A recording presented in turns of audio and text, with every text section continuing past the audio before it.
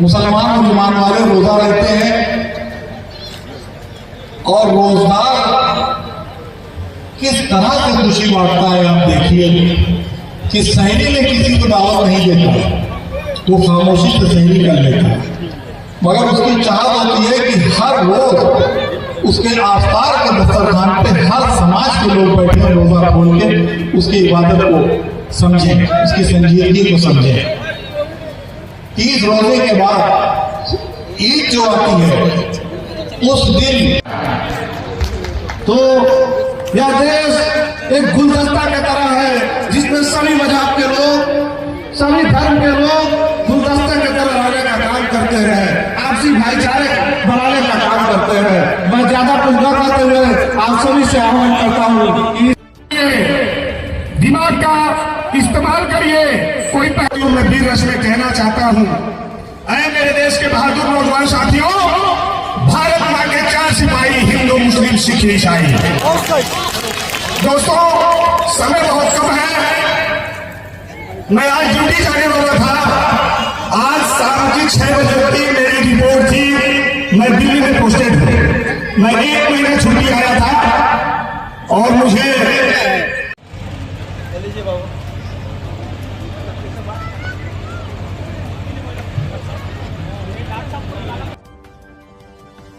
मेरा परिचय है कि मैं glory of God place society का सेक्रेटरी हूँ और वहाँ से आया हूँ इस ईद मिलन समारोह में। और इसका ये बड़ा संदेश है कि ईद मिलन समारोह से एक प्रेम का संदेश गया है ताकि भाईचारा बढ़े, सौहार्द बढ़े और सभी मिलके रहें, सभी भारत के नागरिक हैं। और इस कार्यक्रम से एक बड़ा प्रेम का संदेश गया है। मैं बस इतना ही कहना चाहता हूँ और पूरे कमेटी को धन्यवाद करता हूँ कि इस तरह के कार्यक्रम जो इस कार्यक्रम का जो आयोजन आप लोगों ने किया, मैं बहुत बहुत धन्यवाद करता हूँ। इस तरह का कार्यक्रम होना चाहिए जिससे सभी लोग एकजुट होकर अपने देश के सम्मान को कर सकें। देखिए, ईद मिलन समारोह की मैं एक शेर के माध्यम से मैं आपको बताना चाह रहा हूँ कि उनका जो काम है वो अहले सियासत जाने, मेरा पैगाम मोहब्बत है जहाँ तक पहुँचे।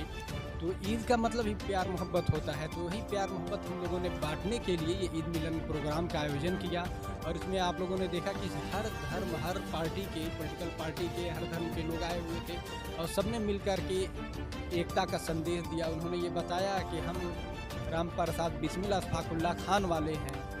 तो ये बड़ी बात है कि हम लोगों के माध्यम से ये संदेश दिया गया। जी देखिए, पहले ये कार्यक्रम बड़े स्तर पे हुआ करते थे, लेकिन बीच में कुछ विलुप्त होता गया। तो ही हम लोगों ने बैठ कर के इसको मीटिंग किया और हम लोगों ने इस पर विचार विमर्श किया कि ये विलुप्त होती हुई ये एकता वाली जो कार्यक्रम है, इसको फिर से शुरुआत करने की कोशिश की जाए। और हम लोगों ने इसकी बखूबी निभाने का पूरा प्रयास किया और इसी के माध्यम से हमने आज ये कार्यक्रम ऑर्गेनाइज किया और आगे भी इंशाल्लाह होता रहेगा। हम लोग हमेशा ये कार्यक्रम जैसे है हर साल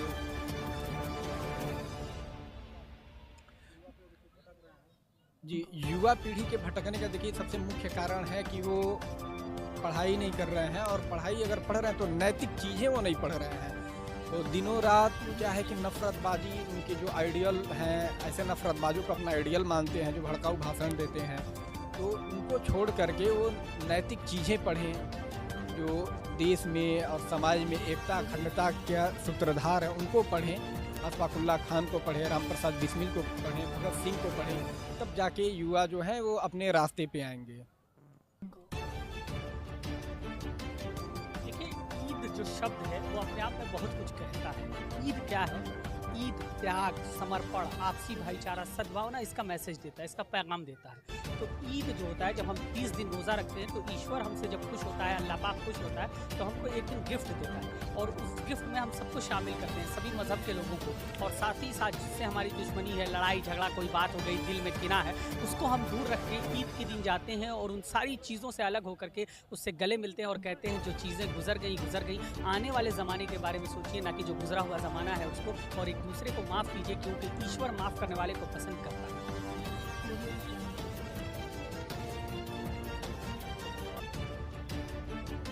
देखिए, 2 अहम मुद्दे आपने पूछे हैं, तो मैं ये कहूँगा कि आप ईद पे इस पे ले लें, वक्फ बोर्ड भी मैं आपको बता दूंगा बहुत अच्छे तरह से। दो अहम चीज़ें हैं। पहला ये आपने कहा कि नौजवान तबका, देखिए हिंदुस्तान की एक खूबसूरती है कि हिंदुस्तान का नौजवान कभी भटका हुआ नहीं है। ये पत्रकार साथियों का एक जुमला है, इसके ज़रिए वो लोगों को हीट करते हैं।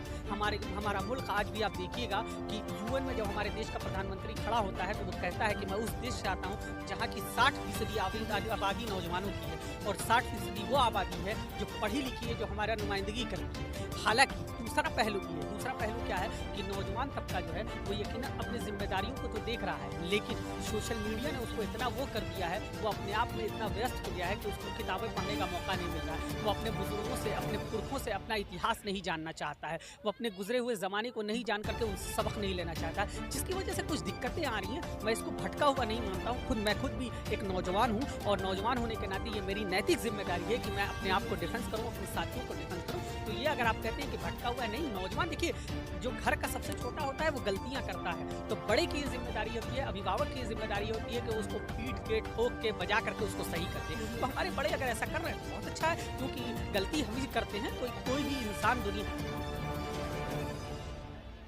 देखिए मुझे संचालन करने के लिए, निज़ामत करने के लिए गोरखपुर से बुलाया गया, तो मैं इनका शुक्रिया अदा करता हूं और मैं उम्मीद करता हूं कि जो यहाँ पर मैंने प्रोग्राम देखा, क्योंकि मैं हिंदुस्तान के बाहर दुनिया के कई मुल्कों में जाता हूं, मेरा यही काम है। अभी लगातार हम लोग 15 दिन से, जब से ईद ख़त्म हुई है, लगभग 10 दिन हो गया, हम लोग खाली ईद मिलन समारोह ही कर रहे हैं, लेकिन जितनी अच्छी ऑडियंस यहाँ की मिली उसने बड़ा मुतासिर किया और मैं यहाँ के आयोजकों से गुजारिश करूँगा कि वो इसको